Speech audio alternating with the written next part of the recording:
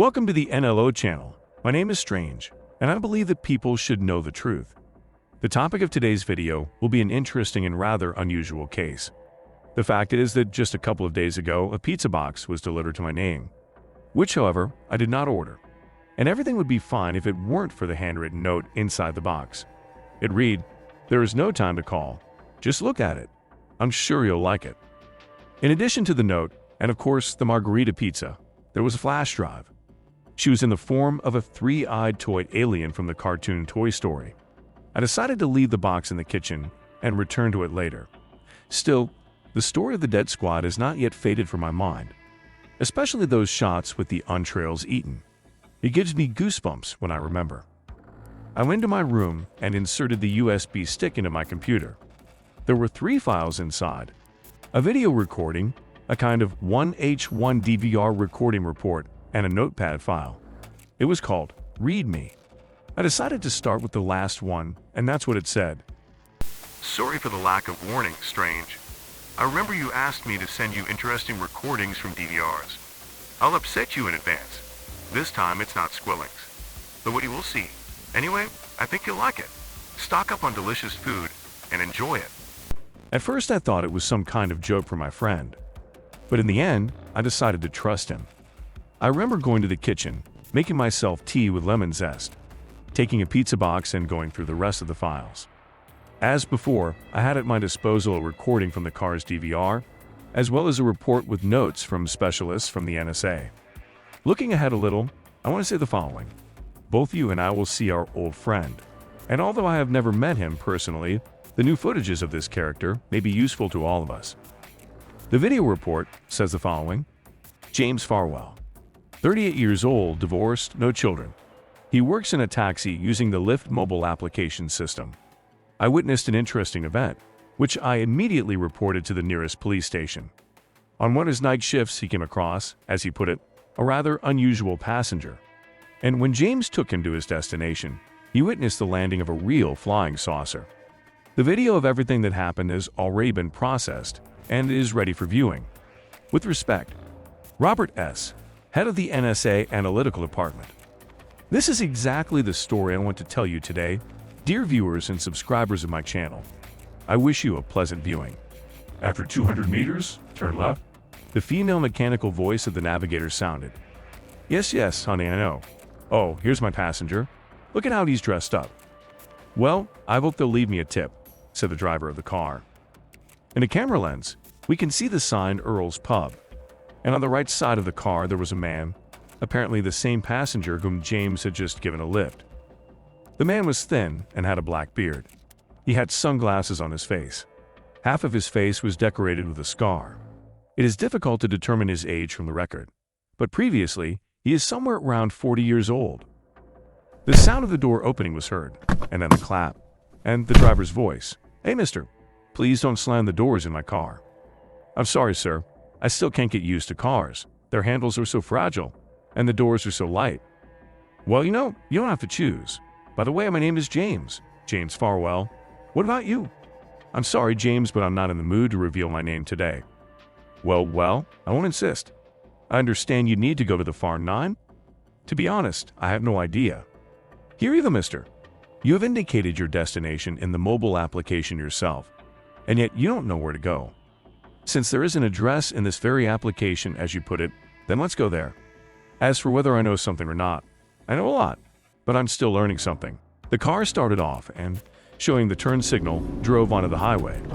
According to the DVR's chronometer, at the time of the start of the movement, the time was 17:30 p.m.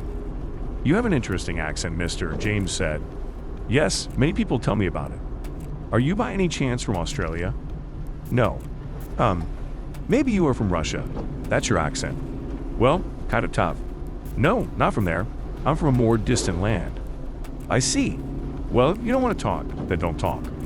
Although if you admitted that you were Russian, I wouldn't even say a word to you. If it would be convenient for you to consider me as such, then please." The speaker's tone remained calm and measured. It seems that this chatter did not bother him at all. "Well, whatever you say. But I'm still curious. How did you figure out the mobile app?" "I didn't figure it out. The owner of the bar where you picked me up helped me. For some reason, this primitiveness stops me the most. It seems like nothing difficult on the surface, but there is no difficulty. No, they slip through. Don't worry. Now in the age of technology, not all of us manage to be, so to speak, advanced. I've been learning how to use the app for a very long time myself. Ah, James laughed. That reminds me of a funny story. You want to tell me? The road is probably not close. Let me listen to it. Anyway, one day I received an order. It was necessary to take an elderly woman from a nursing home to her family. Well, I took this God's dandelion. We're on our way. And she says to me, "Honey, can I pay with a card?" Then I was taken back, and in response to her, "How is it done with a map? You have cash in the order." "Oh, really?" "Well, I have all the money on the card. My entire pension," the elderly woman replied then. Then the devil pulled me by the heel to ask, and, "Wait, what the hell?" The taxi passenger asked, bringing James back to reality. Well, that's the expression. In general, it's like a character who lives somewhere deep, deep underground and punishes sinners. Do you believe in God, mister? Just a little bit. Well, I'm a little bit. And damn, it seems to be there. At least, many people believe this. Well, the woman finally told me the story that our government had not paid her a pension for 5 years. This happened due to some kind of bureaucratic error. Granny herself lived on a farm. Cucumbers, tomatoes, corn, everything was with her. And she lived without electricity. And then it means that at one point her children decided to come to her and see how she lives and what's with her. Imagine their surprise when they saw her dilapidated house, and even without electricity. They were even more surprised to learn that our respectable government did not pay her a pension. And what do you think? They went to the pensioners' union. Those in turn sent a complaint to the pension fund. Another complaint left there, and voila, God's dandelion, that is my passenger, was paid $500,000 literally 2 days later. Every last penny. So when I heard her story, I told her that, "Grandma, you don't have to pay me for the order. I'll just take you to your children." So, and it happens. I'm telling you, not all of us are destined to be advanced. The older generation is still getting used to all the gadgets and technologies. For my grandmother, Mrs. Eliona, it was generally a discovery that you can call a taxi via the phone. Well, you're right, Mr. James. Indeed, an instructive story turned out to be the result. There was silence in the car. The road continued, and no one broke the silence. This was exactly until the moment when the recording said, "in 1 kilometer circular motion." "Who's that talking to you?" The passenger asked with obvious interest. "Oh, the navigator." I affectionately called her Milka, in honor of my favorite milk chocolate. By the way, do you like chocolate? Yes, for some reason I really like this chocolate of yours. It happens that I eat him and only him. You should be careful with that. Why is that? Well, no one is immune from diabetes yet. I understand you. Don't worry, he's not threatening me. Let's just say I have a natural immunity. Oh yeah, interesting. That's how I would like it. I would also sit and crack chocolate all day. What will you do, Mr. James? Why would you crack it? Oh, I'm sorry. I put it figuratively, crackling. By this, I meant that I would also eat my favorite chocolate all day if I had natural immunity. I don't doubt it, Mr. James. I'm also curious. Is it true that it's customary for you to give chocolate to the female sex? Of course. This is considered a very good gift. Women in general are like that. Mysterious and interesting creatures. Sometimes it seems to me that they are extraterrestrial. What do you mean? That they're all from another planet? Well, this is me again, figuratively. I mean, sometimes they're like a circular motion. The car stopped smoothly in front of the give-way sign, and then she drove into the ring and turned right at the first turn. I'm sorry, just try to be always focused on the rings. Well, James continued, women sometimes live in different worldviews from those of men. Well, for example, it is very important for them to be complimented. But it is even more important that you do decent things. Have you ever done anything for your woman? Yes, there was a case. And although it didn't save my marriage, I once broke into my wife's boss for trying to cheekily kiss her in front of me. My wife, however, left anyway because she was annoyed by my masculinity. Well, that I solved some problems by force. I think she showed you disrespect. In my homeland, on the contrary, it is believed that the power method is the most effective. That's right, mister. But you also need to be able to talk. It seems that Xiao Tzu, or whatever his name was, said the following. The word is the best weapon. What an interesting statement. Thank you, Mr. James. Thanks to you, I feel like I'm on the right track. Why is that? In the homeland, the power method is considered the most effective. I'm a stickler for the fact that there are other methods. Because of this, of course, I was always an outcast at home until I achieved a high position in the army. Oh, so you're an officer? I suspected it, of course. But to do it head-on like that, how cool, mister. Thank you, Mr. James, but I'm more comparable, perhaps, to a diplomat. At least, I have never had to use violence against anyone before. And this is commendable, dear. You know, I really like our conversation. And I'm with you too. It's rare when I manage to find a common wave with someone, so to speak. Thank you, dear. But what about you? What about me? Have you done any actions for the sake of women? No, I haven't had to yet. But I have a friend who fell in love with a man here on Earth. At first, of course, she wanted to kill him for violating her personal space. That's the kind of militant lady she is. But then she felt his emotions and realized that she was gone, as you like to say here. How unusual. But what is the act on the part of a man? Perhaps the fact that he is actively looking for her. She recently asked me for advice on what to do, and I'm not good at love affairs.